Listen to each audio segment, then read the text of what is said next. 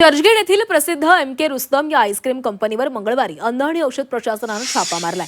त्यावेळी या कंपनीमध्ये मुदत संपलेली उत्पादनं आणि उंदीर व माशांचा वावर आढळून आलाय।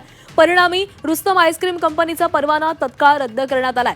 अन्न आणि औषध प्रशासनानं हाती घेतलेल्या मोहिमेअंतर्गत मंगळवारी चर्चगेट येथील ब्रेब्रॉन स्टेडियम हाऊस आणि वीर नरिमन रोडवरील प्रसिद्ध एम.के. रुस्तम अँड कंपनी या आईस्क्रीम विक्रेत्यावर छापा टाकण्यात आला। यावेळी केलेल्या तपासणीमध्ये आस्थापनांमध्ये स्वच्छतेसंदर्भातील बाबींचं उल्लंघन केल्याचं आढळून आले। या आस्थापनामध्ये जिवंत उंदीर आणि माशांचा वावर आढळून आला।